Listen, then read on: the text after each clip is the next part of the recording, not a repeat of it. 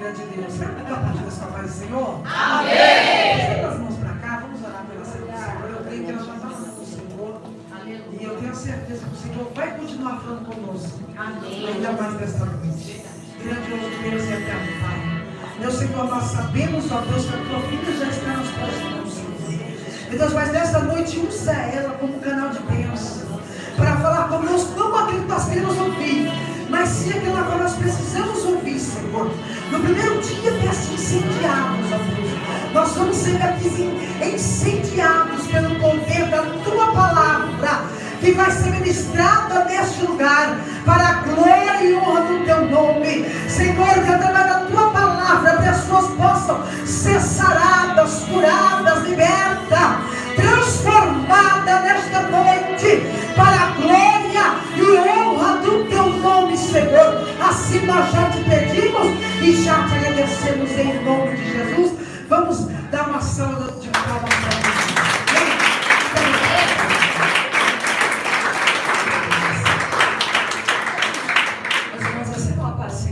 Amém. Mas Senhor, gente. Amém. Glória a Deus. Quem trouxe Bíblia, por gentileza, acompanhe Glória a comigo. Deus. Evangelho segundo escreveu Mateus, capítulo número 26. Mateus 26. Estarei lendo a partir do verso de número 36. 26, 36. Enquanto você alcança, seja Deus louvado nessa noite. Por uma vez mais temos a oportunidade de estar louvando e agradecendo o seu nome. É um prazer estar aqui conhecendo e servindo essa casa. Que Deus abençoe toda essa igreja, os pastores presidentes dessa obra, a pastora Cirlene. Deus abençoe o presbítero Weber, com a sua esposa, a missionária Andréia. Eles que recebem. Que Deus possa abençoá-los. Parte da sede do Praia de Osasco, estou debaixo da visão do meu pastor. Trago a benção dele, pastor Belchior Júnior, pastora Rafaela. Quantos recebem? Amém. Gente, eu não cheguei só atrasado, eu cheguei mega, hiper, power atrasado. Eu peguei 3 Ubers, não tem noção da guerra. Era para eu estar aqui na igreja às 7h40, mas 7h40 eu estava em outro endereço de Carapicuíba. O Uber não quis achar o endereço comigo, ele simplesmente destravou a porta e falou: sai que eu quero ir embora. Aí eu fiquei parada, dei um rolezinho na rua, não achei, chamei, vim, conversei com o vizinho, chamei outro Uber, fui parar lá no outro lado e depois... Meu Deus. Eu gosto de ser pontual, gente, fiz meus compromissos, mas eu consegui chegar. E eu acredito que o Senhor tem uma palavra para a tua vida. Glória a Deus. Evangelho segundo escreveu Mateus, o capítulo é o de número 26.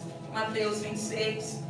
Quem encontrou, diga eu? Eu. Faremos leitura a partir do verso número 36. E o texto vai dizer: chegando Jesus com eles a um lugar chamado Getsêmani, disse aos seus discípulos: assentai-vos aqui enquanto eu vou além orar. E levando consigo Pedro e os 2 filhos de Zebedeu, começou a se entristecer, se angustiasse muito. Então lhes disse: a minha alma está angustiada até a morte. Ficai aqui e vigiai comigo.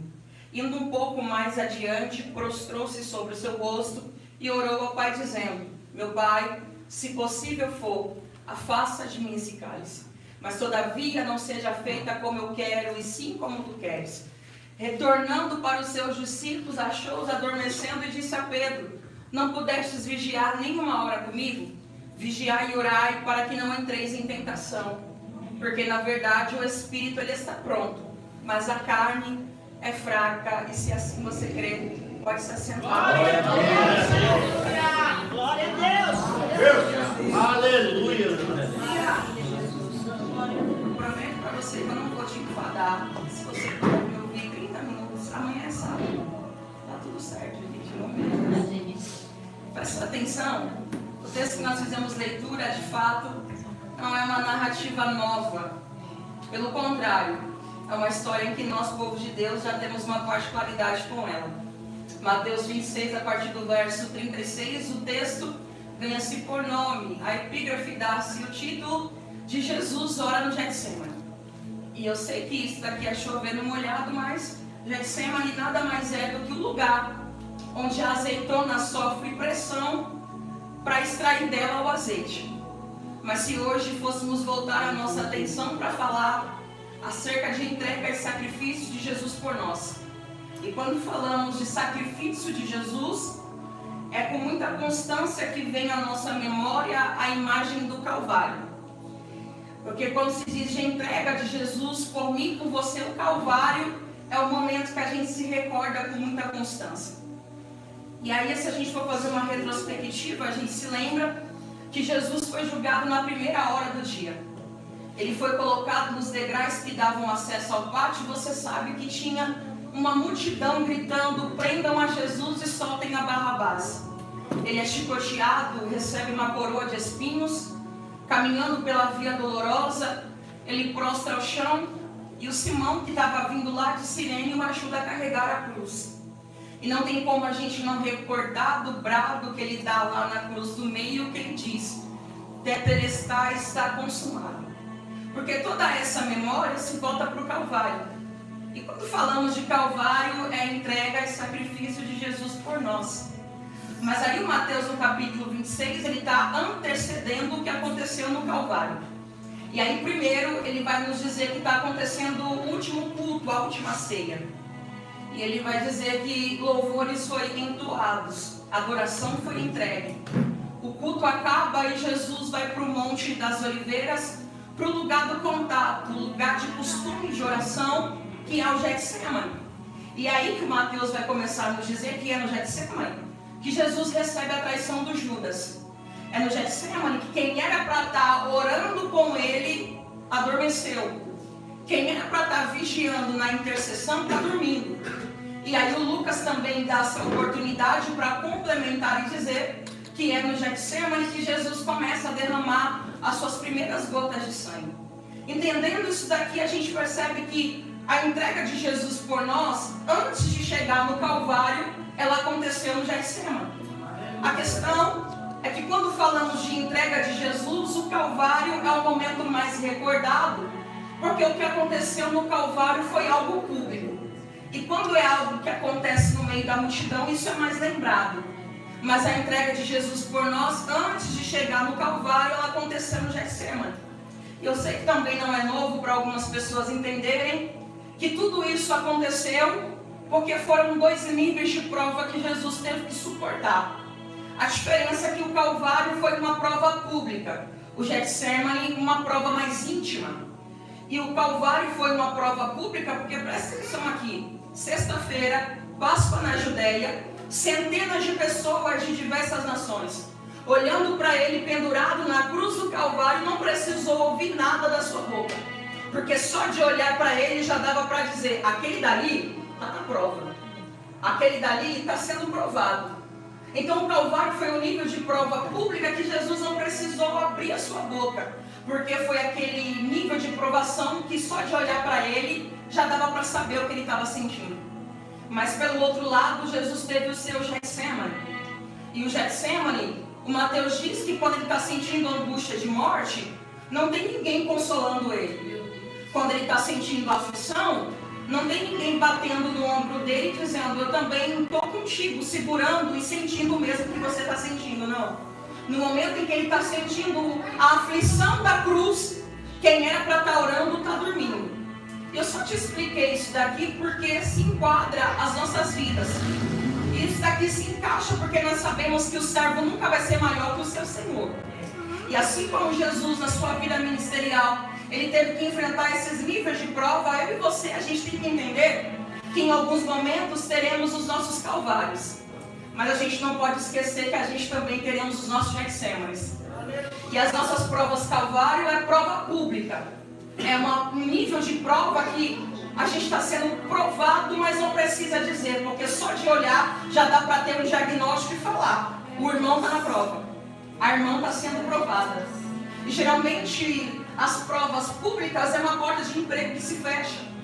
E quem conhece crente sabe que crente, irmãos, gosta de comer bem, crente gosta de vestir bem, crente gosta de sair final de semana. Mas quando os recursos agora reduzem, o estilo de vida tem que mudar. E aí quem te conhece está vendo que alguma coisa está mudado. E aí não te pergunta, mas cutuca o outro e diz: olha lá, está na prova. Olha lá, está sendo provado. Geralmente as provas calvários, as provas públicas, É uma enfermidade. O nosso corpo denuncia o que a gente está sentindo. Não tem como enganar.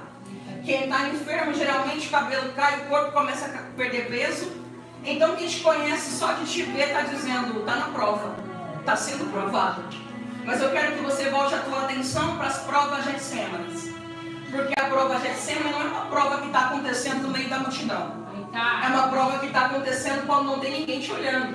Isso daqui é interessante porque o Mateus está dizendo que primeiro está acontecendo um culto de 4 paredes, parecido como esse, onde tem louvores, onde tem adoração. Meu Deus, mesmo que eu não acompanhei o culto todo, mas eu sei que a glória de Deus já desceu. Você já adorou o nome dele, você já glorificou o nome dele. Porque é isso que acontece. O culto de 4 paredes é justamente para isso, é para a gente louvar, adorar o nome do Senhor. Mas o culto de 4 paredes, ele é limitado, porque ele tem hora para começar, mas ele também tem um tempo para ficar. O culto acaba. Então quer dizer que no culto Jesus estava adorando. No culto ele estava glorificando, ele estava entregando louvores. Mas depois que o culto acaba, é nesse momento que as nossas provações começam a ser expostas. Porque a gente não mostra que está sofrendo aqui no culto. É depois que essa porta se fecha, a luz apaga e você coloca a cabeça no travesseiro e você percebe que o momento da adoração acabou e você voltou para o mesmo lugar de dor. Você voltou para o mesmo lugar de aflição. Porque no culto todo mundo é adorador, todo mundo é profeta. No culto todo mundo levanta a mão. No culto todo mundo diz que ele faz. No culto todo mundo diz que ele é. No culto a gente é profeta, entrega a profecia. No culto a gente fala em línguas, diz que está recebendo de Deus. Mas quando você volta para a tua casa, a gente percebe que o problema ainda está lá. A dificuldade está lá. A luta está lá. E talvez você esteja pregando para pessoas que aqui no culto você tem o teu melhor sorriso. Já foi dito isso. Aqui no culto a gente tem a melhor roupa, a gente tem a melhor glória a Deus. Mas é dentro de 4 paredes, no teu secreto, que só você e Deus sabe os níveis de provação que você está sentindo. Aqui dentro a gente levanta a mão e dá glória, mas no teu secreto você está sendo apertado, você está sendo esmagado, você está sendo pressionado, você está passando por luta que só você e Deus conhece o que você está sentindo.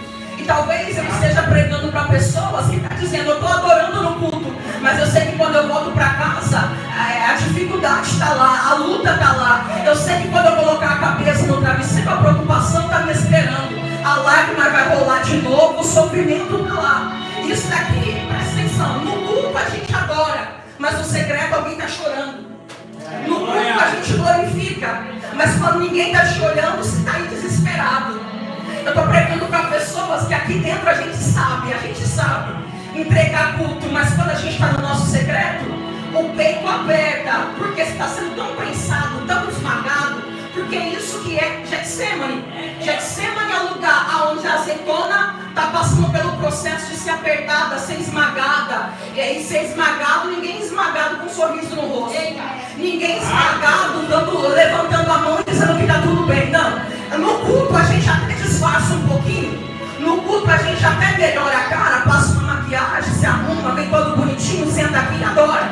Mas quando a gente olha lá pra dentro, que só você e Deus sabe, você percebe que você está sozinho, às vezes você está desamparado. Quem era para estar contigo te deixou, quem era para estar do teu lado não está mais.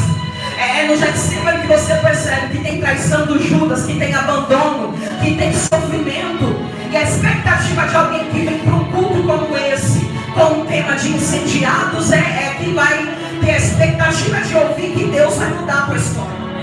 A expectativa de alguém que vem para um culto como esse é que talvez você esteja sentado aí doido para ouvir que Deus vai mudar a tua história, vai virar o cativeiro, que a roda vai girar, é assim que a gente canta. Mas uma coisa que eu aprendi, irmãos, que sabor de mel é só cantado. Na prática o negócio é diferente. Na vida real, as pessoas dizem que no ao vivo acontece tudo. Pois é, na vida real é um pouco diferente. Porque no dia a dia a gente percebe que caiu, levantou, sacudiu e bora para a próxima.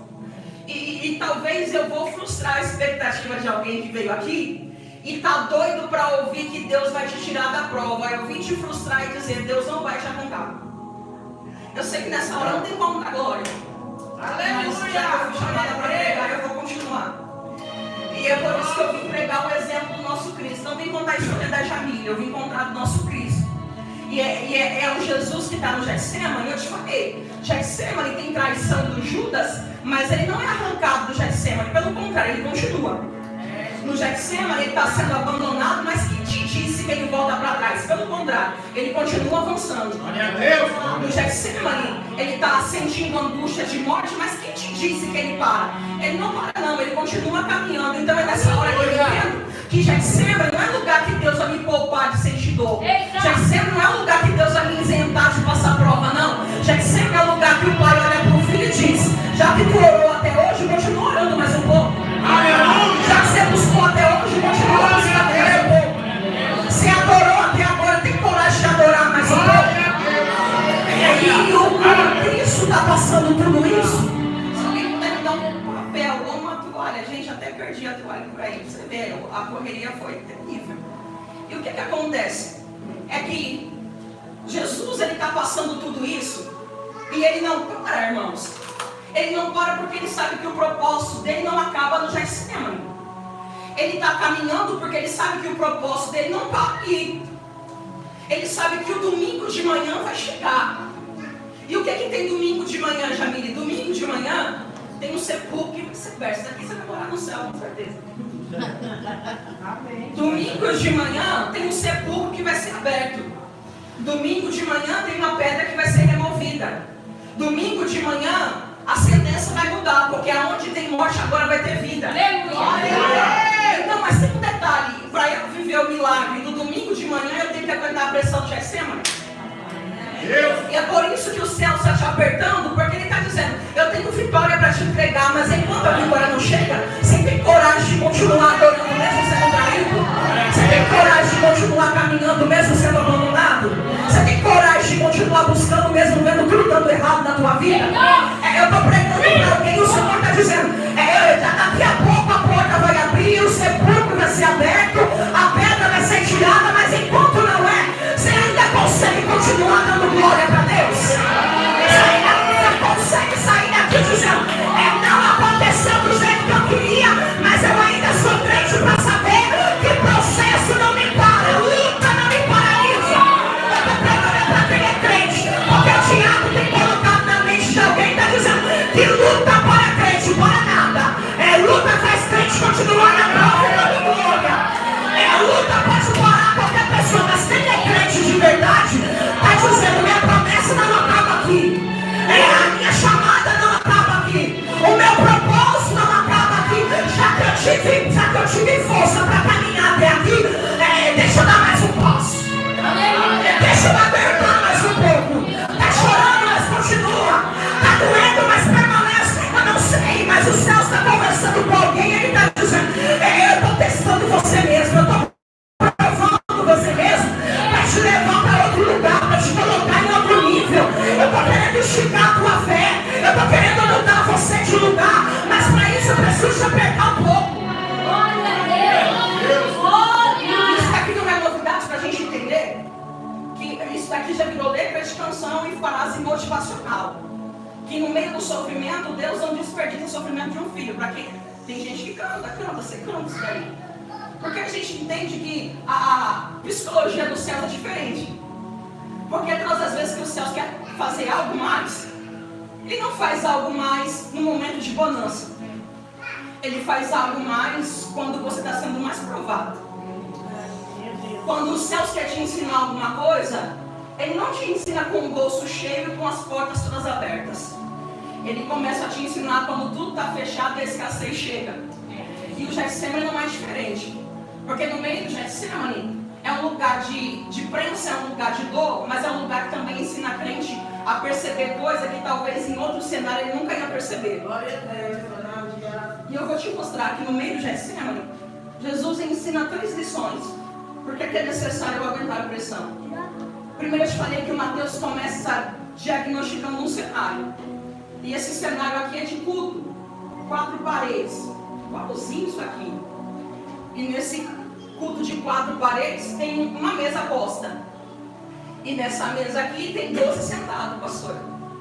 E tem 12 sentados porque tem um pão que já vai ser partido. Eita. E aí você está cansado de saber que enquanto tem pão na mesa, tem 12 sentados. Aleluia. Mas o culto acaba. E agora, o Mateus vai dizer que agora não é culto de 4 paredes, é um monte. E o lugar do monte é lugar de prensa. Então, quer dizer que o ambiente mudou, a geografia mudou. Mas não é só o ambiente que muda. Não precisa nem ser muito inteligente para perceber que não é só o lugar que muda, mas também o caráter de quem está acompanhando Jesus. Você perdeu de dar glória, mas é isso aqui. Porque no Getsemane, a mesma prensa que forja o teu caráter e aperfeiçoa a tua essência, ele também revela quem é de verdade e quem não é. Porque Jesus chega no monte e a conta está reduzindo. Porque no culto tem 12 sentados, no monte só tem 11. Por quê? Porque é na prensa que o caráter do Judas é exposto.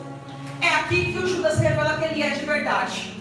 E ele vai mostrar que ele só era discípulo quando tinha pão e peixe sendo multiplicado. Meu Deus! Ele só era adorador quando tinha multidão em volta de Jesus. Ele só era obreiro da casa, pastor, quando tinha nardo caro sendo derramado no ambiente. Mas quando o cenário é de dor, ele provou que ele só estava com Jesus por aquilo que Jesus podia favorecer para ele. Então a primeira lição que a gente aprende quando está sendo prensado é que o céu vai mostrar quem é que está com você por aquilo que você é, quando você pode proporcionar alguma coisa. O céu vai mostrar para você quem é que está contigo por aquilo que você tem, ou mesmo quando você não tem nada, mas ainda continua do teu lado. É porque ter amigo quando o churrasco está de pé é muito fácil. Eu quero ver quando a porta se fecha, quem permanece do teu lado. Ter amigo para sair, para viajar é muito fácil. Eu quero ver quando o negócio está difícil, você precisa chamar para oração. Jesus chega no monte com 11. Só que a conta continua reduzindo. Porque ele vai separar, partir, dividir o monte em 3 partes. Ele chega com 11. Mas aí ele vai dizer, eu cheguei com 11, mas eu preciso continuar. Eu preciso continuar subindo. E esse continuar caminhando aqui, eu ouso vai dizer, pastor, que é continuar subindo. Porque o ambiente aqui é Getsemane, lugar de dor, lugar de prensa. Mas não deixa de ser um monte. E quem é de monte, eu sei que eu estou pregando para crente da antiga. Quem é de a geração agora não sabe o que é monte não, mas quem é mais antiga sabe o que é monte. Monte não é um lugar reto. Monte é uma superfície elevada, é um lugar alto. Então, por mais que Getsemane é um lugar que aperta, é um lugar que machuca, não deixa de ser monte. Ou seja, o mesmo lugar que está ferindo, é o mesmo lugar que também ainda continua fazendo o crente continuar crescendo. O mesmo lugar que te aperta, é o mesmo lugar que está dizendo, eu estou te apertando, mas eu estou fazendo os teus pés continuar subindo. Você entendeu? Eu estou dizendo, arrepiou aqui, é o Senhor. Eu não quero você caminhando em linha reta, eu quero você subindo. Eu não quero você dando passos e continuando no mesmo lugar. Eu quero você caminhando e alcançando lugares que os teus pés nunca achou que você ia conseguir pisar. Eu estou pregando para alguém, isso aqui é profético. A partir de hoje o céu vai começar a te mostrar que a aflição te fará chegar a lugares que outrora você achou que não teria conseguido pisar. Eu não sei se você crê, se você receber isso daqui, o Senhor está dizendo para alguém, eu estou te apertando, eu estou te machucando, mas fica tranquilo. Quando você olhar, você vai dizer, eu não estou no mesmo nível que eu estava, eu não estou no mesmo lugar que eu estava, eu não estou no mesmo raço, eu não estou no mesmo patamar, eu estou elevado, eu estou em outro lugar. O Senhor está me fazendo pisar em lugares diferentes.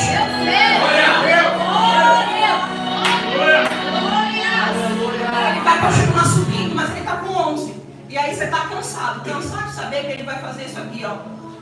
Para subir, não posso levar todo mundo.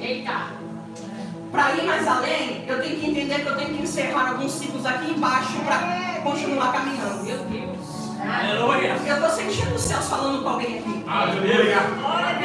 Eu posso falar, eu posso ser aberto, já que está gente aqui. Para de besteira, de querer carregar todo mundo contigo. É por isso que você ainda continua estacionado no mesmo lugar. Aprenda a abrir mão de algumas pessoas para continuar caminhando. Aleluia. Ele vai dizer o quê? Eu sei que tem 11, mas eu preciso abrir mão de 8 lá embaixo. E para subir, eu só posso levar 3.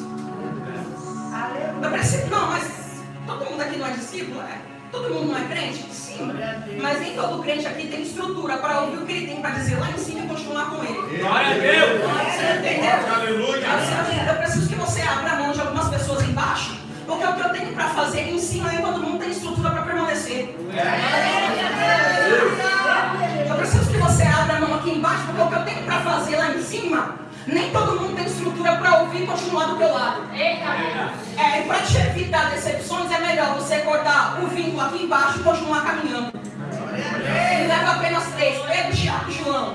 Isso daqui me alegra, cantora, porque é algo que me chama a atenção, porque é o mesmo lugar que revela quem é Judas, também me mostra quem é Pedro, Tiago e João, que continuam no mesmo propósito. Meu Deus! Aí talvez eu te falei, a conta está reduzindo, mas eu aprendo que os céus não trabalham no negativo, é sempre no positivo. Porque para nós a conta está reduzindo, porque tinha 12, agora são 11. Deixou 8 e agora só tem 3. Mas aí se a gente olhar pelo que os céus estão trabalhando, a gente percebe que tem um que traiu, mas tem 3 que ainda estão lá em cima. Tem um que abandonou, mas ainda tem 3 que estão dizendo, se é para permanecer na obra, eu estou na obra. Se é para continuar no mesmo propósito, eu estou no propósito. Se é para continuar sonhando o mesmo sonho, eu estou contigo. Se é para conquistar o mesmo objetivo, eu estou do teu lado. Então, enquanto tem um traindo, ainda tem 3 que estão dizendo, eu estou contigo. Aí não sei se você percebeu que é os céus revelando pra gente que o número daqueles que ele levanta para permanecer é maior do que aqueles que deixaram. O Senhor está mostrando que é no meio da dor que ele vai revelar quem é Pedro, Tiago e João, que você vai poder trazer para perto. Você vai aprender, é no meio da dor, é no meio da aflição, quem é Pedro, Tiago e João, que você vai poder trazer para perto. Porque ele traz os 3 para perto. Porque o que ele vai fazer aqui pode parecer comum, mas não é. Porque ele vira para os 3 e diz, a minha alma está angustiada até a morte, fiquem aqui e vigiem comigo. O que é isso? Jesus está dividindo, compartilhando algo que ele carrega dentro dele. Ou seja, ele está abrindo o coração dele. E aí é nessa hora que eu entendo que se até Jesus seleciona quem ele pode abrir o coração, por que a gente anda fazendo da nossa vida como se fosse um querido diário, contando tudo para todo mundo, sem ter filtro nenhum? Mas aí a prensa está te apertando para você entender quem é Pedro, Tiago e João, que você vai poder trazer para o teu secreto, que você vai poder levar mais para perto, que você vai poder continuar caminhando e abrir o teu coração. Sabe por quê? Porque quem não tem estrutura, Jesus ia dizer, olha, o que eu tenho para oferecer aqui agora, nada mais é que eu não vou te favorecer em nada, não vou te dar nada. Aqui não tem milagre, pastor. Aqui não tem multiplicação. Aqui não tem coxa andando, aqui não tem cego vendo. Meu Deus. Aqui ele dizendo, o que eu tenho para compartilhar hoje é só aflição. Você ainda fica do meu lado? E tem pessoa que se ouvir aquilo que você carrega do lado de dentro, faz isso daqui, eu vou te abandonar. Mas aí ele está te apertando para te dizer que é aí que ele vai mostrar quem é que vai ouvir as piores dores que você carrega e vai dizer, eu não arrego o pé daqui. Eu continuo do teu lado. Se isso daqui não for cuidado de Deus, pastor, eu não sei o que é. É Deus dizendo, eu estou te machucando, mas eu estou te machucando para o teu bem. Eu estou apertando as coisas, mas é para melhorar a tua história. Eu estou querendo filtrar algumas coisas na tua vida. Você está querendo carregar todo mundo do teu lado para de ser bonzinho. Aprende a deixar algumas pessoas embaixo e saber quem é que continua no mesmo propósito para estar lá em cima. Ele abre o coração. E se eu te contar que ele não para por aqui? Ele não fica aqui. Ele continua caminhando, subindo. Mas agora, nem 8 e nem 3 pode subir com ele. E por quê? Porque o lugar que ele está indo acessar, eu posso ter amigo, mas amigo nenhum pode entrar comigo. O lugar que ele está indo aqui, eu posso ter relacionamento, mas nenhum relacionamento com pessoa nenhuma pode ir comigo. Porque ele está indo para o secreto, ele está indo para a intimidade. E no secreto, o relacionamento aqui não é com pessoas, é com o Pai. E dentro desse relacionamento aqui, ele vai desenvolver o pilar que sustenta um relacionamento. Quem é casado aqui vai saber mais do que eu. Que o que sustenta um relacionamento não é a beleza, não é o dinheiro. É diálogo, é conversa. E aí quem tem relacionamento entende que diálogo aqui não é de uma via única, porque não é só você que fala. Você fala, mas também tem que ficar quietinho para ouvir o que o outro tem para dizer. Ele está indo para o secreto, revelar a intimidade, mostrar que ele tem relacionamento e tem diálogo com o Pai. Glória a Deus! Porque ele abre mão de todo mundo e vai falar com Deus. É ele mostrando que ele tem amigo, mas amigo nenhum substitui o secreto. Glória a Deus! Ele tem pessoas para contar, mas pessoa nenhuma substitui o que ele tem que ter com o Pai na intimidade. E detalhe, ele expõe a vontade dele, mas ele também sabe que não é só a vontade dele que prevalece. Ele conta o que ele quer, mas ele também cala a boquinha para dizer: eu quero ouvir o que o Senhor tem para mim. Eu sei que eu vou apertar mais um pouquinho, mas a gente é crente, está acostumado. Que às vezes a gente abre o nosso coração para todo mundo e esquece de abrir o coração para Deus. A gente conta tudo para todo mundo e esquece de conversar com Deus. Aí o ponto ápice do Getsemane é o céu dizendo: eu estou te apertando para você se lembrar do lugar da intimidade novamente. Eu estou te apertando para você se lembrar do secreto novamente. Eu estou te apertando para você se lembrar do contato novamente. E aí a dor está fazendo alguém ir para o secreto 3 vezes orar. A dor está fazendo alguém ir para a intimidade 3 vezes orar. Talvez é alguém que não está indo nenhuma vez, mas a partir de hoje o céu vai te apertar, vai te prensar de tal forma que você vai voltar para o secreto. Não é uma, não é duas, mas vai ser 3 vezes falando com o Pai. Eu vejo isso daqui, eu me lembro do nosso irmão Paulo. O Paulo estava com espinho, estava machucando, estava incomodando, estava doendo. E aí está o Paulo orando 1, 2, 3 vezes. E a oração dele é: Pai, tira, arranca. Está doendo, está apertando. E outras palavras, o que o Pai responde é o quê? Não vou tirar não. Como, Paulo, eu vou tirar uma dor? Como que eu vou te isentar dessa luta se essa dor está te fazendo orar 3 vezes aqui comigo? Você não entendeu porque ele não mudou a história ainda? Porque é essa luta, é esse problema, é esse processo que está te fazendo vir para a intimidade. Porque é uma real. Se você tivesse tudo favoravelmente dando certo, numa sexta-feira como essa, você estaria em qualquer outro lugar, menos aqui. Aí ele fez o negócio apertar, o negócio ajustar, ser ferido de um lado, do outro, para não ter outra opção a não ser vir para cá. E aí a notícia é que ele está dizendo assim: não vou poupar ainda, porque é essa dor que está te trazendo para perto. É essa luta aí que está te trazendo para o lugar da intimidade. Glória a Deus. É esse processo aí que está te fazendo orar novamente. Ele está indo para o secreto fazer o quê, gente? Orar. Jesus tem uma vida de oração. Mas o que ele está fazendo isso aqui não é novidade. Não é. O que ele está fazendo aqui, ele também nos ensinou. A gente está no capítulo 26, mas se a gente voltar 20 capítulos, a gente chega no capítulo 6 de Mateus. E o que tem no capítulo 6 de Mateus? Jesus está no meio do Sermão do Monte. E aí no capítulo 6, a pauta agora da pregação, cantora, é que ele vai dizer assim: basicamente, se você for ler o Sermão do Monte, parece que todo o sermão ele está pregando para a multidão. Mas quando chega no capítulo 6, ele parece que reúne quem? Crente, quem é discípulo, quem é do culto, quem é da congregação, para quem é obreiro. Aí ele vai ensinar que discípulo tem que ser diferente de fariseu. E aí ele nos ensina que crente se difere de fariseu não é com uma sainha que coloca do lado de fora. Não é com a gravata que coloca do lado de fora.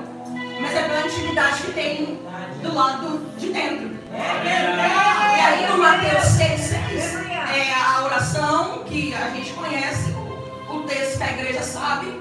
Porque ele vai dizer: vocês quando forem orar, entra no antes do secreto. Aí entra no quarto, fecha a tua porta e fala com teu pai em secreto.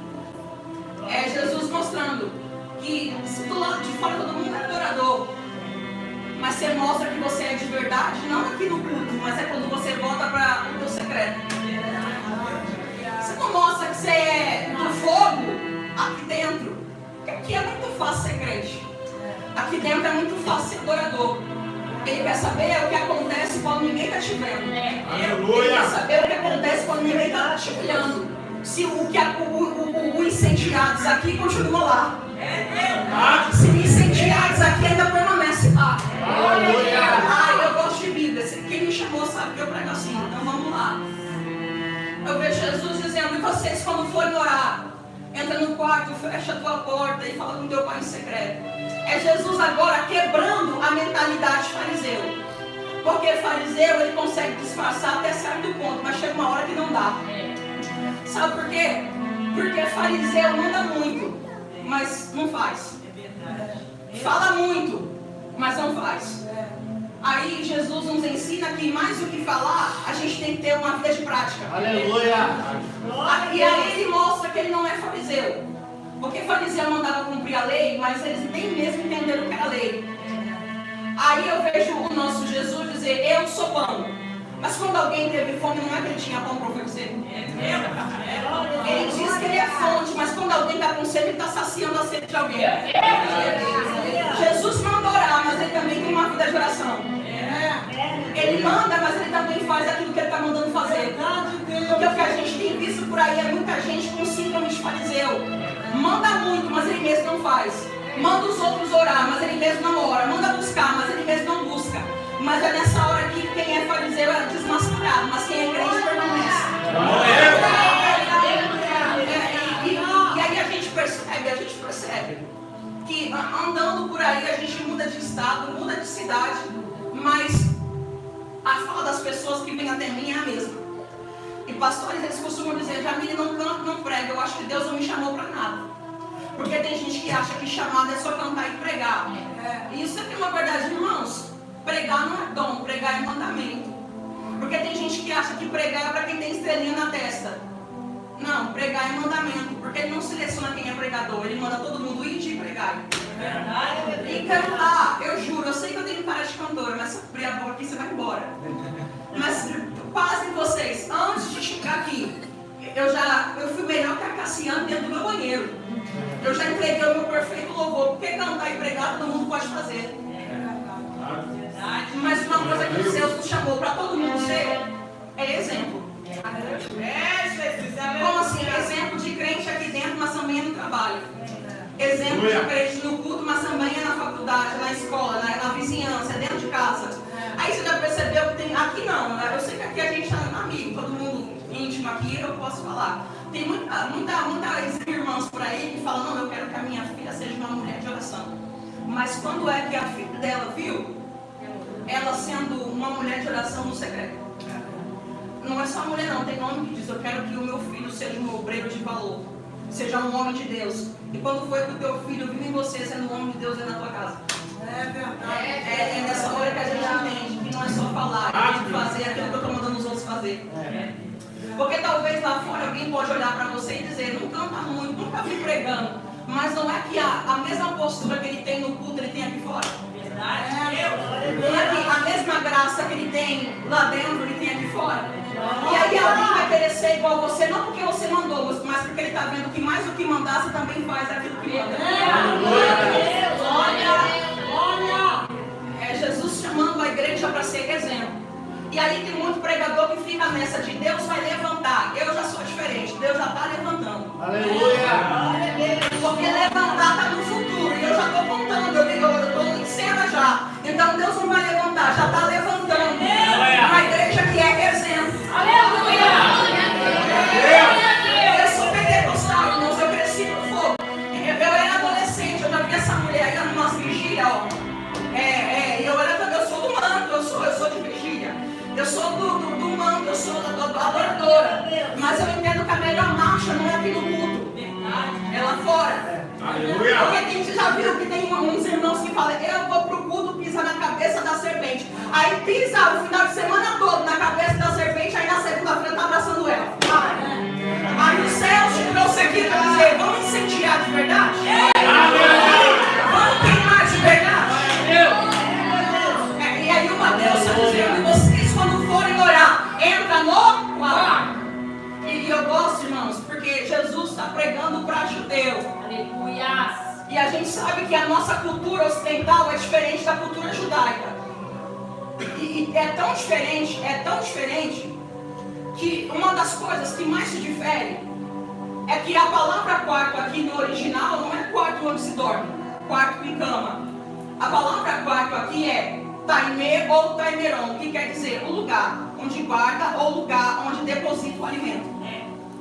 E numa casa onde tem um cômodo específico para depositar alimento, esse cômodo é conhecido como despensa.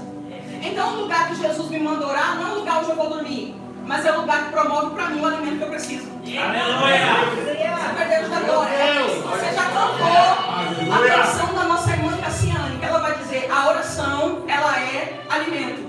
Por quê? Porque o ambiente que acha que é o fulano, que é o ciclano que vai promover, não. O que vai promover para você é a oração. Quer cura? É a oração. Porta aberta? A oração. Libertação? É a oração. Renovo? A oração. Quer incendiar? É a oração. O ambiente da oração ainda promove aquilo que você precisa. Porque é na oração que ele começa a desmiuçar o que ele disse para Moisés. Porque ele disse para Moisés: diga para o meu povo que eu sou. Aí ficou vago, pastor. Mas aí ele traz a gente para a intimidade para a gente saber que ele é. Eu sou o quê? Eu sou a providência. Na oração eu sou o recurso. Na oração eu sou a porta aberta. Na oração eu sou o Jeová Jireh. Eu sou o Senhor dos exércitos. Eu sou a cura, eu sou o livramento. É na oração que ele revela quem ele é para você. E algo me chama a atenção, porque tem 3 características na dispensa de um judeu que se destacam. Primeira, não tem janela. E se é crente, você sabe que a gente já aprendeu isso aqui na escola dominical, que janela conota distração. Porque janela eu tenho acesso ao que está dentro, mas também tenho acesso ao que está fora. Só que aí no lugar da intimidade, no lugar do contato, não tem janela. Ou seja, eu não fico distraído com o que está fora, eu só estou envolvido com o que está dentro. Aí quando eu falo de janela, eu lembro do nosso irmão Paulo pregando em culto de ceia. E o sermão dele está sendo pregado, e aí tem alguém que está dormindo. Porque tem crente faz isso no culto, dorme. Quem nunca dormiu, que atira a primeira vez. Tem crente que está dormindo no culto. Só que aí tem um jovem por nome Eusco sentado na janela, que está dizendo, pregação está demorando, porque é daqueles crentes que na hora do louvor canta 1000, mas na hora da palavra não consegue ficar 30 minutos. A pregação está sendo pregada, mas aí ele está dormindo e ele despenca da janela. E aí tem gente que diz que a queda do Eusco só aconteceu quando ele despencou da janela. Mas a queda do Eusco, irmão, só revelou onde o coração dele já estava. E aí eu trouxe uma notícia para você que tem uma porta aberta hoje. E essa porta é da intimidade. Ele está dizendo que corre para a intimidade para a tua queda não revelar onde o teu coração já está. Eu não sei se você sente glória de Deus, mas eu sinto uma graça no céu. Eu já ouvi quando eu cheguei aqui que Deus é o Deus da oportunidade, pastor. E é por isso que esse culto foi preparado, porque o céu está querendo despertar alguém para dizer: vem para dentro. Eu quero te trazer para um lugar onde a tua queda não vai revelar aonde teu coração já está. Porque tem gente que diz: nossa, fulano caiu do nada, parou do nada. Não, ninguém cai do nada. O teu comportamento só revela onde teu coração já está. E aí eu continuo. A segunda característica da dispensa de um judeu é que a tranca da porta, pastora, não é do lado de fora, é por dentro. Então quer dizer que não é qualquer pessoa que vai colocar a mão na maçaneta e dizer: vou te arrancar para fora. É quem está comigo na intimidade que decide a hora que eu tenho que sair. É porque tem pessoas que parecem que não estão conseguindo ficar fixada, porque problema tem arrancado você, dificuldades tem arrancado você, a luta tem arrancado você, mas o céu está dizendo: eu quero te colocar num lugar que nada de lá fora vai conseguir te roubar daqui de dentro. A terceira característica da dispensa de um judeu não é qualquer um que entra, não. Tem restrição. Sabe quem é que não pode entrar? Criança. Sabe por quê? Porque criança, irmãos, é sentimentalmente imatura. Você já percebeu que criança ela não tem estabilidade emocional, pastor? Criança uma hora está chorando, outra hora está rindo, não aconteceu nada. Criança uma hora quer, outra hora não quer. Criança tem um amiguinho lá de todo dia, mas uma hora ele cisma e fala: não é mais meu amigo. Criança é sentimentalmente imatura. Então quer dizer que o lugar da oração, o lugar do contato, costumam fazer separação de criança para quem tem maturidade. Meu Deus. E quando eu falo de maturidade, não é de idade, porque tem gente que é macaco velho, mas a palavra dele faz curva a palavra de criança. Tem gente que é velho de guerra, mas é instável. Uma hora é, outra hora não é. Uma hora quer, outra hora não quer. Uma hora faz, outra hora não quer fazer. Mas aí o céu está estabelecendo em alguém maturidade. Maturidade quer dizer: eu sou independente do que eu estou sentindo. Eu permaneço independente do que está me acontecendo. Está chorando, eu estou sorrindo, permaneço. Está tudo dando certo, eu ainda continuo. Deu errado, quem disse que eu paro? Eu ainda permaneço. O céu está gerando em alguém maturidade. Deus está depositando maturidade na vida de alguém. Eu quero liberar que nada que você sente vai conseguir te roubar do lugar do contato. Nada do que está acontecendo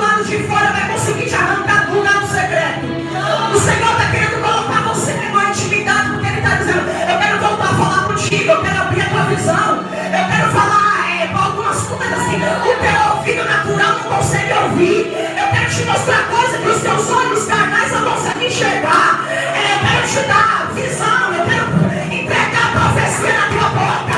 Mas para isso, vem para intimidade, vem para o secreto. O Senhor quer promover um nível diferente para alguém. Eu já ouvi aqui que é tempo novo, mas não tem como eu viver tempo novo com a mesma postura. E é por isso que ele está dizendo: vem para dentro que eu te moldo, vem para dentro que eu te mudo, vem para dentro que eu te saro, vem para dentro que eu te trago.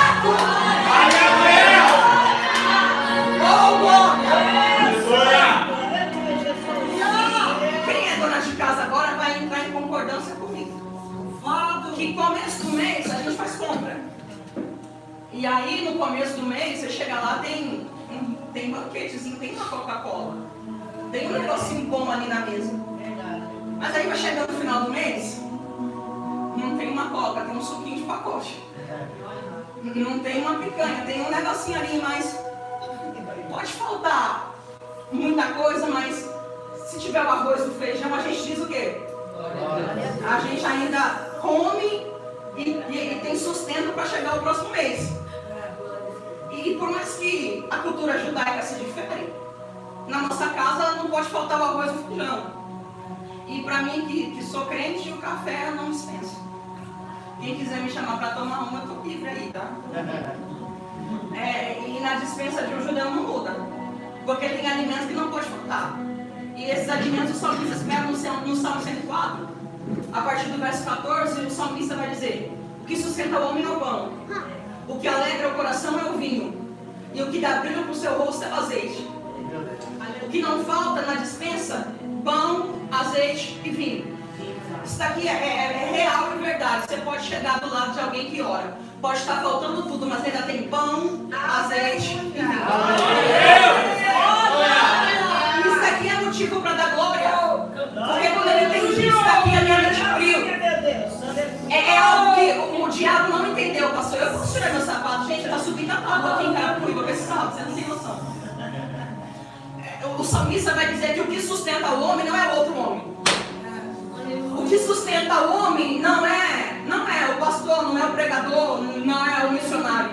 O que sustenta o homem é o pão. E esse pão só está disponível na intimidade. Aí já percebeu que às vezes a gente chega caído. A gente chega dizendo: eu paro hoje, eu desisto hoje. E o inferno fica lá fora doidinho para dizer: é hoje que ela para. É hoje que ela desiste. Mas ele não entendeu que aqui não é McDonald's. Aqui não é Outback. Aqui é o lugar que tem o pão que alimenta a minha vida. E ele não contava que você ia se reunir aqui nesse lugar hoje. Porque a expectativa do inferno é: agora ela cai. Agora eu pego ele. Mas aí ele não sabia que você ia se reunir hoje. Não foi pro churrasco. Você veio pra cá para receber pão. E quando tu sair daqui, a tua postura de alguém que vai continuar caminhando mais um pouco. A tua postura vai ser de alguém que vai estar de pé mais um pouco.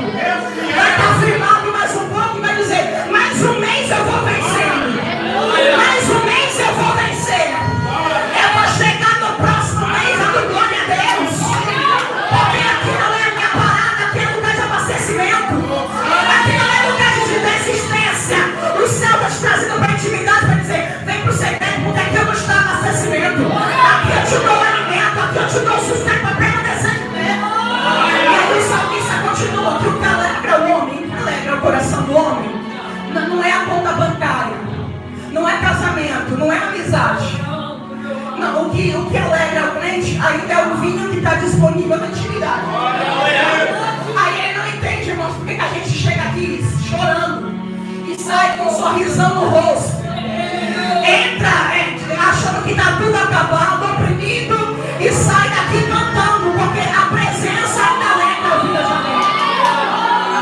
É por isso que o inferno quer te travar, para te colocar em cima da cama, para te manter oprimido, porque ele sabe que aonde tem revelação, aonde tem secreto, aonde tem intimidade, tem vinho. E aí a depressão tem que ir embora, a ansiedade vai embora, o pânico vai embora, esse medo vai embora, e a alegria dos céus desce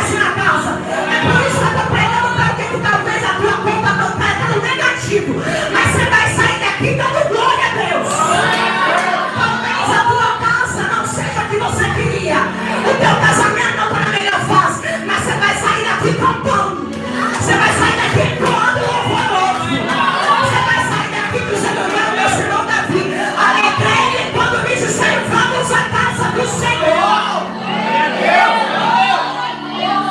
E aí o salmista diz: o que dá brilho pro rosto não é maquiagem, senão a toalhinha da irmã já gritando aqui. Mas o que dá brilho pro meu rosto é o azeite que está disponível para quem ora. Aí é por isso que vez ou outra a gente vê alguém que está fosco, perdeu o brilho, é porque não está orando. Mas quer ter brilho, o lugar da intimidade está te esperando para dizer: eu ainda deposito azeite novamente em você. Eu ainda deposito graça novamente em você. Aleluia. Eu prego e com a mesma proporção eu recebendo, eu estou entregando para a tua vida.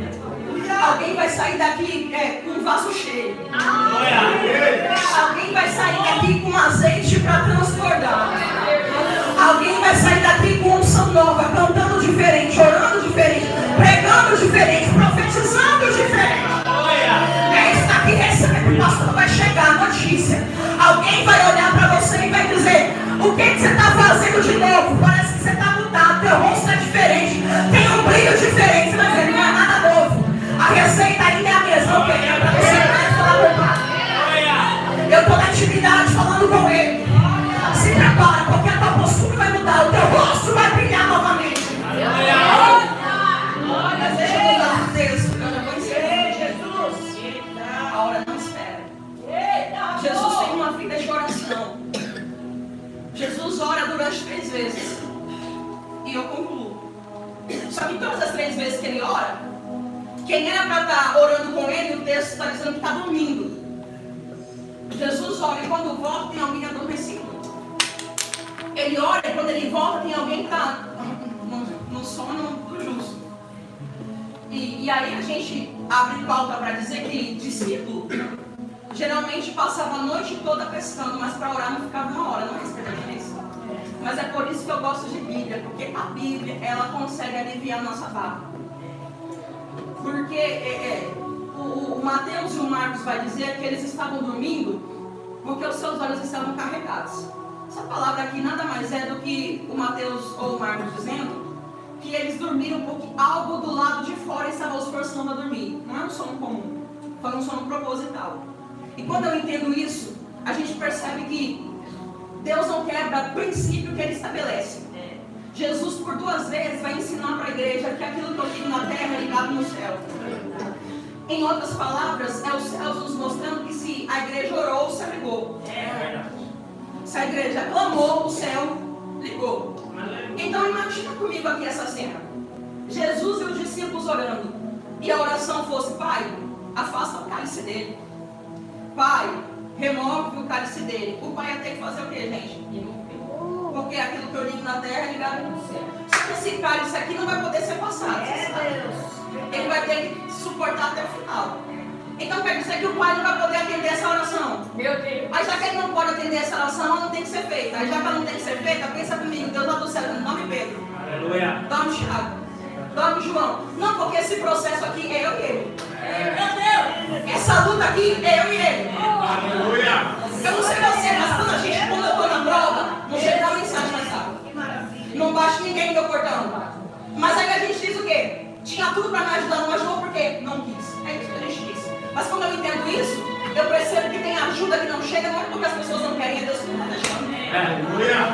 Porque, não, eu estou trazendo ela para a intimidade, porque eu quero revelar coisas que homem nenhum vai conseguir prover para ela. Eu estou deixando algum socorro da terra não chegar, para eu mostrar que mais do que a mão do homem fazer é a minha intenção. Eu estou pregando, o Senhor está dizendo para alguém que foi Ele que barrou no meio do caminho. Foi Ele que fechou algumas portas, para Ele mostrar que mais do que a mão do homem fazer é o que os céus têm para depositar na tua vida. O Lucas pega a oportunidade para dizer: enquanto os discípulos dormiam, descia um anjo para consolar Jesus.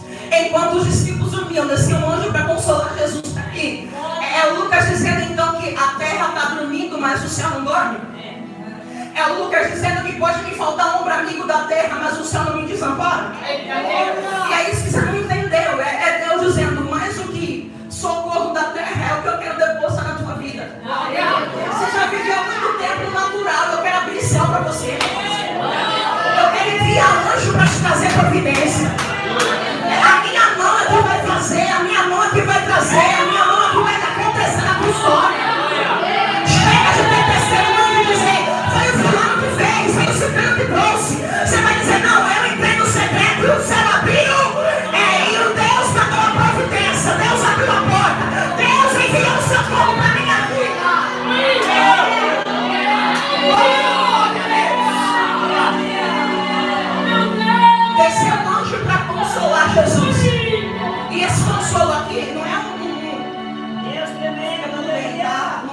não, tá? Vai dar tudo certo, tá? Não é isso não. Consolo aqui é basicamente um anjo chegando e dizendo, ó, não tem cálice nenhum que vai se afastar não, hein? Deus não vai remover nada não, hein? Bora de pé e continuar, que a promessa não para aqui. Consolo do anjo é, Getsemane ninguém morre, Getsemane tu continua de pé. Getsemane ninguém para, Getsemane tu continua caminhando. É o anjo mostrando, irmãos, que o mesmo lugar, o lugar da oração ainda envia recurso. O lugar da oração ninguém morre. Porque uma coisa que eu aprendo, que tudo que começa na oração termina com vitória. Tudo que começa na oração termina com vitória. E é Deus dizendo, eu tenho vitória para te entregar, levanta. Eu tenho coisa nova para te entregar, levanta. Quem achou que você ia morrer na prova, vai bater cabeça, porque vai sair de pé. Vai continuar vibrando, vai continuar caminhando.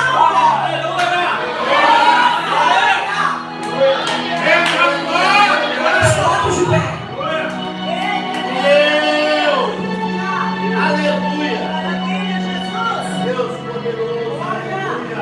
Eu não sei se você percebeu, mas não foi nenhuma, nem duas, nem três vezes que enquanto eu estava pregando, eu repeti a fração numérica 3. Você repetiu? E aí eu entendo que eu não posso fechar minha Bíblia e deixar isso passar, porque isso aqui não é coincidência. Tudo que acontece na palavra de Deus não é coincidência, pastor, é coincidência. Isso que a gente entende porque o nosso Deus é trino, é tríplice, é trindade, unidade composta de 3. Ele é Pai, Ele é Filho. E é nessa hora que o céu sempre revela pra gente que toda a obra que Deus cria, tudo aquilo que Ele faz, tudo que Ele estabelece, Ele divide em 3 para mostrar, é meu, foi eu que fiz e eu continuo presente. E isso é tão real que a nossa Bíblia, antes de chegar na tua mão, ela foi escrita, mas ela foi fracionada em 3 idiomas originais: grego, hebraico e aramaico. Sabe por quê? Porque o nosso Deus saberia que no século 21 ia estar uma geraçãozinha ser pregando por aí que a Bíblia contém a palavra de Deus. Mas Ele mostra que a Bíblia não só contém, ela é. Porque Ele fez, Ele criou e ainda continua presente. É um dentro da linhagem dos reis, Davi. Davi vai se assentar ao trono, Jerusalém está linda, mas ele vai dizer o quê? Está faltando uma coisa. Ele vai atrás da presença. E você mais do que eu sabe que a arca, antes de chegar em Jerusalém, ela fica 3 meses na casa de Obed-edom. E aí, a vida dele foi transformada em 9 meses? Não. Em 8? Não. Foi 3 mesis. É Deus falando aonde eu estou, aonde eu chego e o que eu faço, eu fraciono em 3. E por que a arca era o símbolo da presença? Porque dentro da arca não tinha só um objeto, não tinha só 2. Eu continuo, se você ainda acha que é coincidência, fica quieto, mas quem consegue entender que é Deus agindo, você tem glória. Dentro da linhagem dos profetas, Daniel vai para a Babilônia, mas ele é crente. Porque o Daniel não fazia igual a gente. Ele não orava uma vez ao dia, ele não orava 2 vezes ao dia, mas ele orava durante 3 vezes. E o mesmo Daniel que orava 3 vezes, tinha 3 amigos que foram lançados na fornalha. Mas aí eu estou falando dos homens da Bíblia, eu vou falar do homem perfeito, é sobre ele que eu estou pregando, Jesus. Ele não começa o seu ministério não com 28 nem com 29 anos, foi com 30 anos que ele começa o seu ministério aqui na terra. O ministério de Jesus durou 3 anos e 6 meses. A idade total biológica de Cristo, 33 anos. 33. Você perdeu a oportunidade de glorificar o nome dele. E esse Cristo que passou 33 anos aqui com a gente, ele subiu no alto do Getsemane, numa madrugada de quinta para sexta. E lá, ele foi vendido pelo Judas por 30 moedas de prata. Eu preguei para você que ele separou o monte em 3 partes. Primeira, te ensinar quem é que está com você por aquilo que você é quando você proporciona. Segundo, para quem que você pode abrir o teu coração. E terceiro, que o lugar da intimidade tem que ser frequentado mais um pouco. Porque o mesmo lugar da intimidade, conhecido como o lugar que promove alimento, ele tem 3 características. Não tem janela, não tem tranca do lado de fora e é restrito às crianças. Mas também promove para quem é crente pão, azeite e vinho. Eu falei para você que Jesus trouxe 3 amigos para perto. Ele orou durante 3 vezes. Cada uma das vezes, 1 hora. Ele orou durante 3 horas.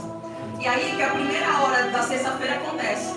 Às 6 da manhã ele está sendo julgado, chicoteado, recebe uma coroa de espinho. Diferente do que a paixão de Cristo da Rede Globo te mostra, ele não sai carregando a cruz entrando nas costas, não. Ele carrega só o estábulo da cruz. Porque ele caminhando pela via dolorosa, quando ele chega no alto do Calvário, não tinha uma cruz lá, nem duas. Tinham 3 e ele foi crucificado no meio. Ao meio-dia a terra escurece. Aí passou 1 da tarde, 2 da tarde, 3 horas, ele dá o brado para dizer: está consumado. Você sabe que a história não acaba aqui, porque ela continua. Passou o primeiro dia, segundo dia, no terceiro, juntas Maria para dizer: vamos lá ver o que está acontecendo. Domingo de manhã, sepulcro foi aberto, pedra foi removida. Aonde tinha morte, agora tem que cantar que a vida chegou. Eu entreguei para você que quem aguenta a pressão tem vitória no domingo de manhã. Deus mostrando que tudo que ele faz, tudo que ele está presente, aonde ele está em 3. Tudo está em 3. Eu estou te provando que não tem como a tua vida não ser dele.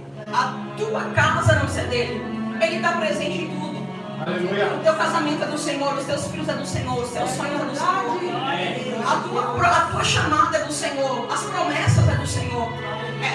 O traficante é do Senhor. As moças que estão na esquina, na tabacaria, é do Senhor. Talvez você está aqui e o diabo está gritando que aquele lá, aquela lá, está na mão dele. Está na mão de Deus. Porque Deus está no controle de tudo. Ele está em tudo, Ele está presente em tudo. Então isso daqui é para a igreja e o inferno escutar. Não tem tranca-rua, não tem compartilha, não tem atabaque, não tem batuque, não tem. Não tem palavra de maldição, não tem inveja, não tem dedo ao contrário, não tem fisguinho, não tem cruzar de dedo, não tem nada que impeça o agir de Deus. Porque Ele está presente em tudo nessa casa. Eu sinto Ele aqui. E Ele está dizendo: se você decidir orar, você não fica envergonhado. Se tu decidir orar, você não fica desamparado. Se tu decidir entrar na intimidade, não vai ficar do mesmo jeito. Algo vai começar a acontecer na vida de alguém. Aí se você crê nessa palavra, vamos selar ela aqui de quarta de oração. Vamos orar e dizer que somos alguém que recebeu e crê na palavra. Senhor, em nome de Jesus, está aqui a tua igreja, está aqui o teu povo. Ouvimos a tua palavra e também cremos, meu Pai, que ela é fiel, porque o Senhor vela sobre a tua palavra para cumprir. E eu creio, meu Deus, que o Senhor vai mudar a história de alguém. O Senhor vai levantar alguém. O Senhor vai fazer a família de alguém diferente. O Senhor vai prosperar alguém. Aonde tem notícia que não dá certo, o Senhor vai virar hoje. Aonde tem notícia que daí não vai sair nada, vai passar a sair, porque aonde tem oração tem recurso. Aonde tem oração tem providência. Aonde tem oração tem salvação. Deus, entra na casa de alguém aqui. Entra na vida dele, na vida dela, toca no coração, toca na alma, no alto da cabeça, toca no pé de alguém. Aviva, renova, restaura, e que essa palavra, meu Pai, possa sustentar alguém. Que possamos caminhar mais um pouco, resistir mais um pouco, porque o Senhor é aquele que não tem causa comprometida. O Senhor sempre tem vitória para entregar, e você que crê, aplauda o nome dele.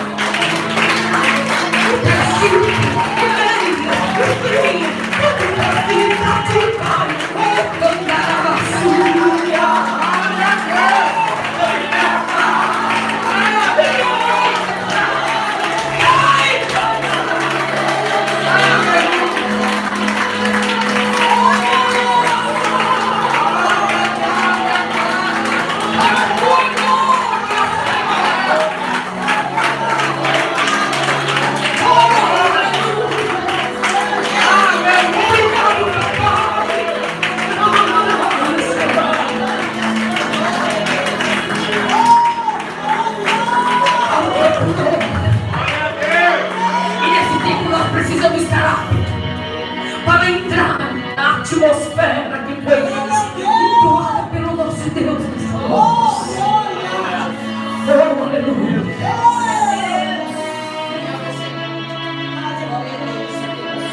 O Senhor quer entender que nessa noite pessoas entenderam que você precisa entrar nesse secreto. Oh, aleluia. Aleluia. É uma noite de entrega, irmãos. É uma noite de recomeço. E para recomeçar você precisa dar um passo. Precisa começar com você. refazer essa aliança que foi quebrada. Entrar nessa intimidade com um passo de retorno. O amigo quer ouvir a sua voz. Aleluia. Jesus está chamando alguém hoje, nesta noite, para perto, para a intimidade de volta. Jesus tem de volta no teu abraço, de colocar você no colo dele. Tem alguém para Jesus nesta noite, neste lugar? Vem aqui, querida. Tem mais alguém? Tem alguém para seguir o colo? O dono da casa está te convidando para que você venha aqui agora. Ele quer ouvir tua voz, ele quer abraçar você, ele quer a intimidade dele. Tem alguém dizendo assim: Jesus, eu preciso. O Senhor que socorre está aqui. O Senhor que está aqui quer te socorrer esta noite. Tem um quarto te esperando. Tem um quarto te esperando. O Senhor quer te abraçar nesse lugar. Jesus te chamou para uma intimidade, para um secreto, e diz: eu sou teu pai, eu sou teu amigo. Ele te separou para estar pertinho dele nesta noite.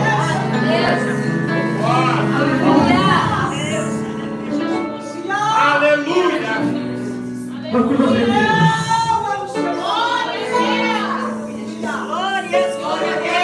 Recomeçar não é envergonhoso, irmãos.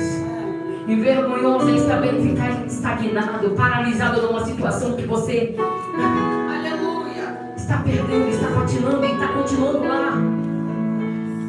E o inimigo tem querido te colocar vergonha para que você não adentre sobre este quarto novamente no secreto. Mas nesta noite, toda muralha, toda barreira, Glória a Deus. toda mentira que você não pode, foi destruída através da palavra que é viva. Ela é verdadeira. Como que você chama? Beatriz. E você? A Jennifer. Cadê o presbítero? Vem orar. Vamos levantar a mão para cá, irmãos. Vamos orar para essas Glória, colchões. Você está voltando para Jesus ou você está voltando em você, Beatriz? Você nunca conheceu Jesus? Você já foi crente? Você já serviu a Deus? Mas é a primeira vez que você aceita Cristo. Então, o tal de Jesus é o nosso. A tua vida se reconciliando com o céu. E hoje tem festa. Deus, o nome diz: o povo da alma se arrepende. E uma liberação. A festa do céu. Uma recepção pelo perdido. O Senhor diz que de longe ele avista aquele que estava perdido foi encontrado. Glória a Deus. Sai suas mãos para cá, Senhor, em nome de Jesus, ó Pai. Aqui estão as suas filhas, Pai. Uma, Senhor Jesus, que outrora estava longe dos teus caminhos, mas hoje reconheceu que precisa voltar para perto de ti. Precisa voltar para a intimidade de ti, Pai. E eu, meu Pai, precisa te conhecer ainda mais no profundo, Senhor. Pai, em nome de Jesus, só possa colocar sobre a vida delas, derramar sobre elas, ó Pai, um amor imenso, ó Pai. Um amor que só o Senhor pode derramar por elas. Senhor, em nome de Jesus, ó Pai, escreve o nome da sua filha no livro da vida, Senhor. E que esse nome nunca mais venha ser tirado, Pai. Que ela venha ter um encontro sobrenatural contigo. Quando ela entender, que ela já entendeu, ó Pai, que ela precisa estar no secreto, Pai. Que ela precisa estar na intimidade contigo. Que ela possa viver coisas extraordinárias diante da tua presença, Senhor. Que as suas filhas hoje, ó Pai, tomarem esse ato de coragem. Vieram aqui na frente, ó Pai, reconhecendo, ó Pai, que sem ti elas não são nada, Senhor. Que elas possam, ó Pai, ter uma experiência, Pai, viva e eficaz contigo, Pai. Em nome de Jesus, ó Pai, visita suas filhas, ó Pai, no secreto, na intimidade dos seus corações, ó Pai, e transforma suas vidas verdadeiramente para a honra e glória do teu nome. Aplauda, Senhor.